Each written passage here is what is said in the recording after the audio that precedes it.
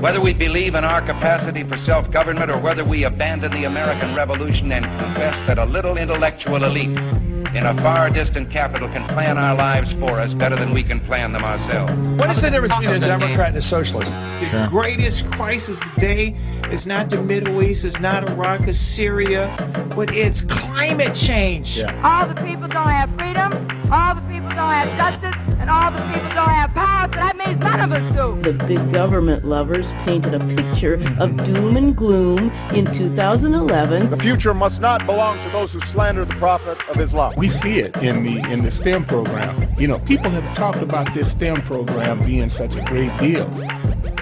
Welcome to the Abolitionist Roundtable, your all-access pass to the 2016 Black Conservative Revolution. Join the conversation at 734-822-1600. Now, here are your hosts, Marsh, Phil Stargell, and Janice Daniels. Well, good morning. Thank you for joining the Abolitionist Roundtable, one of America's fastest growing radio programs on air right now, and I'm proud to be your host this morning, and we have the mayor with us this morning. I want to say good morning to the mayor. Good morning. And our favorite commentator, our favorite abolitionist, Phil Stargell, is not off on assignment this weekend, but he's off giving away one of his daughters. One of his daughters is out of state, and she's getting married this weekend. So next week he probably going to have a few stories about this weekend. He had some time to spend with his children and his family.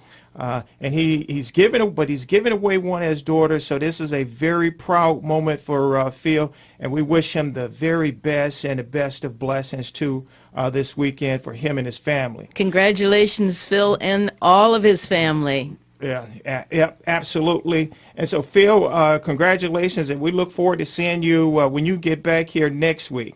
All right. And here, I just want to ask the question. It's been a busy week, and we had a lot going on. Absolutely. I want you to join the conversation, if you like, at 734-822-1600.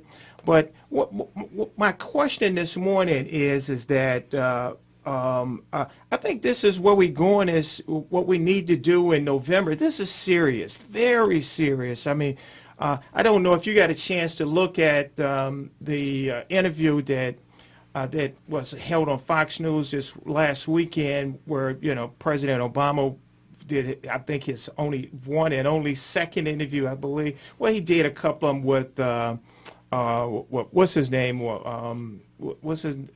He did a couple of interviews with Bill O'Reilly before, but for the most part, he's been real down. He believed that Fox News has been harsh on him, and so I watched a little bit of that right there. But if you'd like to comment on that, I'd like to hear what your perspective was, what you took from that particular interview that he had. But anyway, my question this morning is that I want to ask, where's the real Donald Trump? Where's the real Donald Trump? And because the reason I say that is because some of the things that I'm hearing from him right now, because the person that he's going to be running against, believe me, he think that the Republicans have a machine or some corruption. Absolutely they do. They have a machine. Absolutely they do. But on the other side, oh boy, they have a machine and they have a strategy. And they're gonna pull out every stunt they can to marginalize him. And so I want him to have his strategy. But I want to ask, where's the real Donald Trump? The reason why I say that, where's the real Donald Trump? There is a real Donald Trump out there. Some of the things that when I hear it, kind of if it turned my skin a little bit, I know it can turn somebody else, because if he's the nominee, I just want to remind our listeners, I'm not bashing him, I'm not against him or anything like that, but when we go into the fall, Well, here, the person right now that he has a problem with, again, here, matter of fact, here, let's do this right here.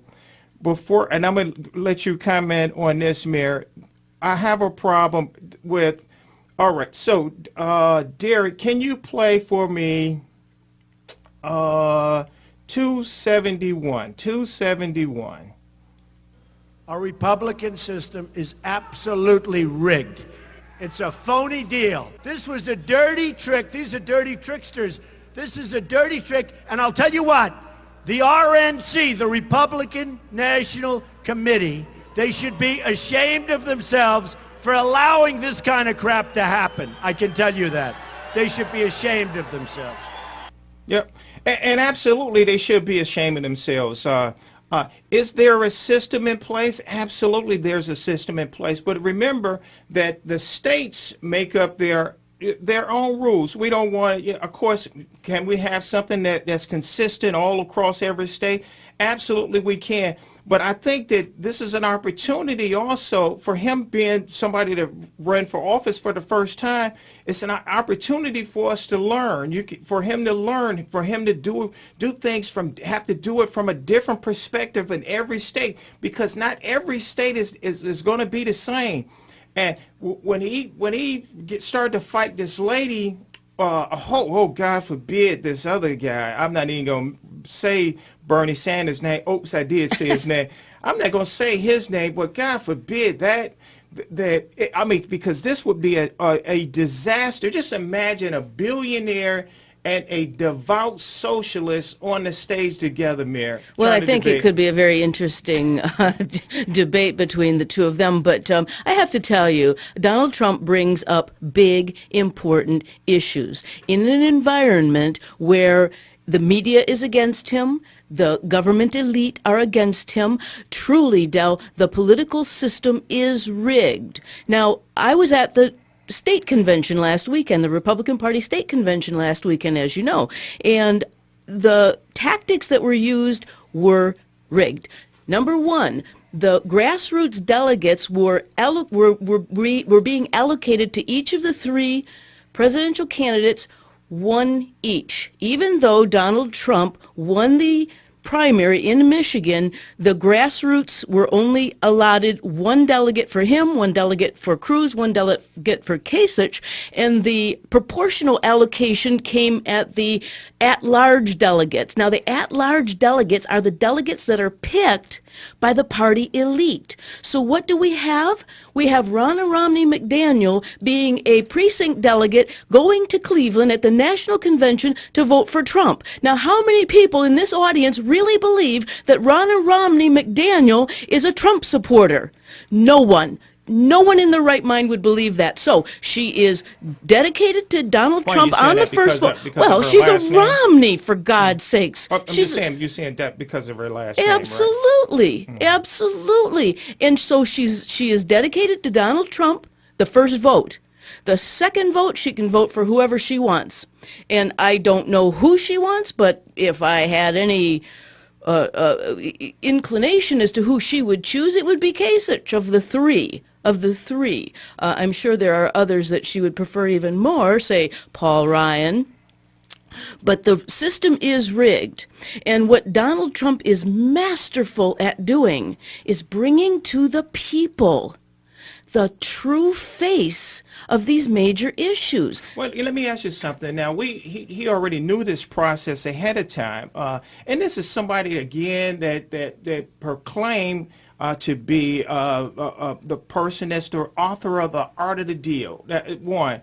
And then second, this is somebody that also has a brand of somebody being a master negotiator. That's right. And so with him being the person of The Art of the Deal, with him being a master negotiator, all I'm saying is that and I noticed that we hear something that his position is different when he loses, whether this how the outcome is.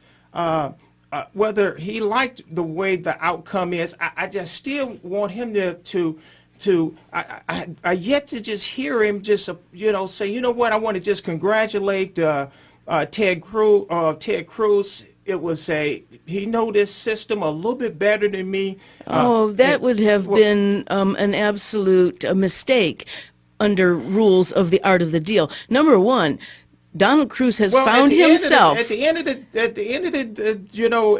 day, he's gonna ask for Ted Cruz support. No, he's already said he's not going to ask for Ted Cruz's support. Right. But at the end of the day, Friday, Friday, Real Clear Politics, presidential polling has Trump at 49, Kasich at 23, Cruz at 14 in New York. Real Clear Politics on Thursday, April 14th has Trump at 44% in Pennsylvania, Cruz at 28%, Kasich at 23%.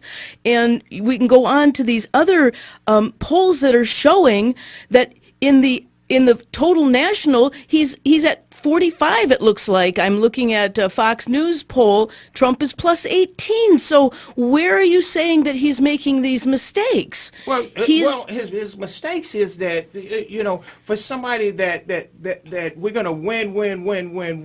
And he is winning. Then, well, hold on. But then, when things when it doesn't, the outcome is not what he wanted to be, he's out there complaining. But it is a rigged system, Del. It is. Well, he didn't say it was a rigged system when he won either.